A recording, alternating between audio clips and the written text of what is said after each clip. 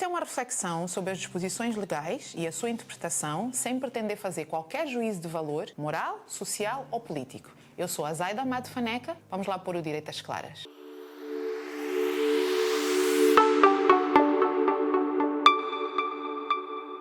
Vou contar-vos uma história. O João, que trabalhava na empresa Lua e Mar, foi chamado a Recursos Humanos e mostraram num vídeo. Nesse vídeo via-se claramente o João a mexer na pasta de uma colega, a tirar o computador e a levar com ele. O João viu que tinha sido apanhado pelo sistema de CCTV da empresa, que está perfeitamente legalizado. Sabem aqueles sistemas de CCTV interno que filmam 24 horas os corredores e as salas da empresa? Ele viu que tinha sido apanhado a roubar um computador. O profissional de Recursos Humanos tira uma carta e apresenta ao João, e onde se lê: está despedido com justa causa, com efeitos imediatos. A empresa pode fazer isto? Ele foi apanhado a roubar? Não pode. Existem ordenamentos jurídicos em que este despedimento imediato é possível. Em Angola, não é. O legislador exige que, para despedir alguém, seja sempre seguido um procedimento disciplinar. Todas as medidas sobre as quais eu vou falar a seguir exigem que o trabalhador tenha direito a se defender, a apresentar a sua defesa.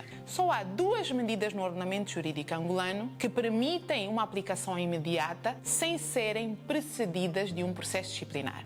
Essas são a admoestação simples, verbal, e a admoestação escrita. Isto são medidas muito brandas, são verdadeiros puxões de orelha para situações do dia a dia não tão graves, e aí o legislador entende que podem ser aplicadas de imediato pela entidade empregadora sem precisar de seguir um processo disciplinar exaustivo que garanta ao trabalhador este direito de defesa. Todas as outras medidas, e eu repito, todas as outras medidas requerem um processo disciplinar feito de acordo com os passos que o próprio legislador dá. Esta é uma matéria muito vasta, então eu vou separar isto em algumas sessões para ser mais fácil para vocês entenderem. Neste vídeo de hoje eu vou vos falar das medidas disciplinares que exigem um processo disciplinar. Num outro vídeo irei falar-vos do processo disciplinar em si. Então vamos lá começar. A nova Lei Geral do Trabalho, que entra em vigor no dia 26 de março de 2024, traz um elenco de medidas disciplinares e nós vamos começar pela despromoção temporária de categoria. Esta é uma medida nova, não estava na Lei 7/15 de 15 de junho, e eu até entendo que vai trazer aqui muitos questionamentos. E por que vai trazer questionamentos? Porque o legislador não traz regulamentação sobre esta medida. O legislador não diz como fazer essa despromoção, quais os efeitos desta despromoção em relação à remuneração. O que tem sido entendido, e porque o legislador no preâmbulo da nova Lei Geral do Trabalho diz que veio repristinar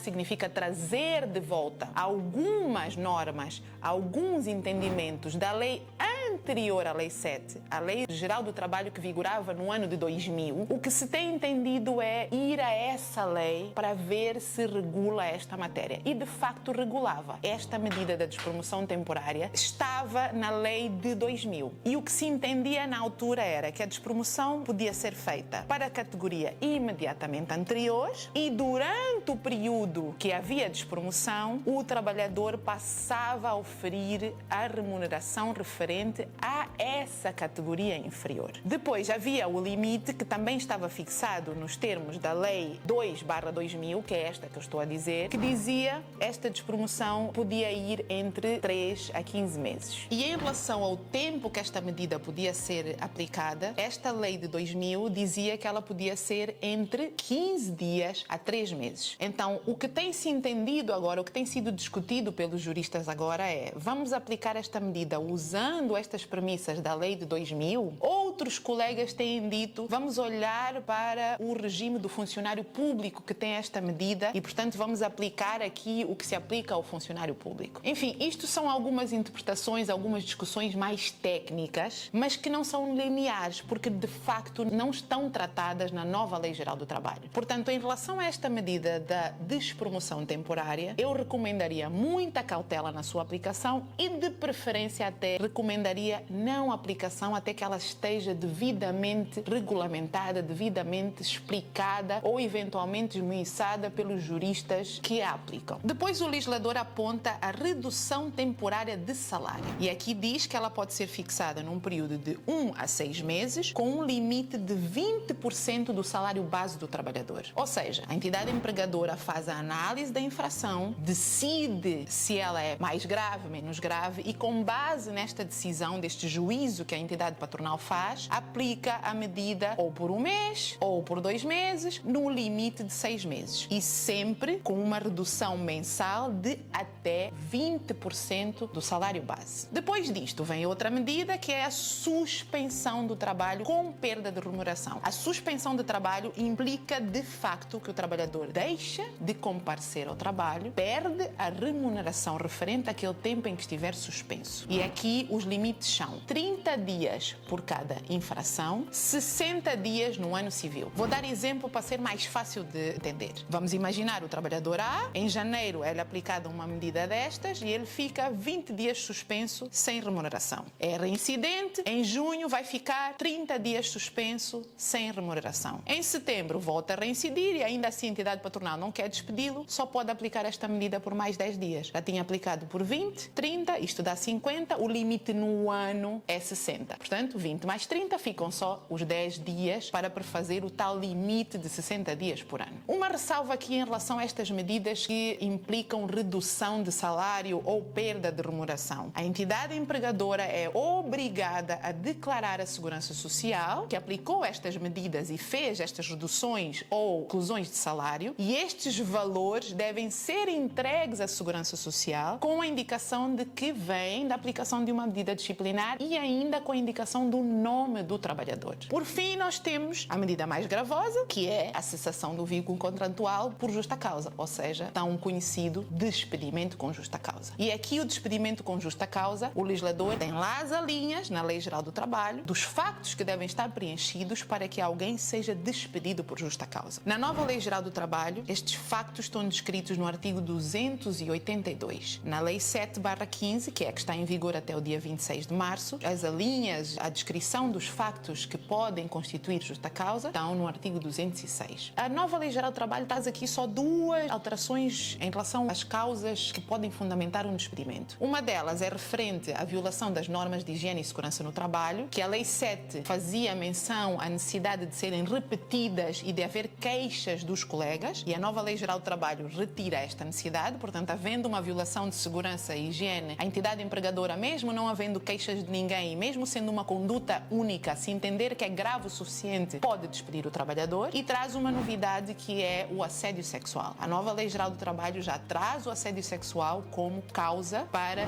despedimento disciplinar do trabalhador. A vossa participação é muito importante para mim. Comentem, deixem as vossas dúvidas, subscrevam o canal, sigam a página no Instagram, mandem-me o vosso feedback. Só assim é que eu vos posso ajudar a conhecer os vossos direitos e as vossas obrigações. E só assim é que vocês podem exercê-los e cumpri-las.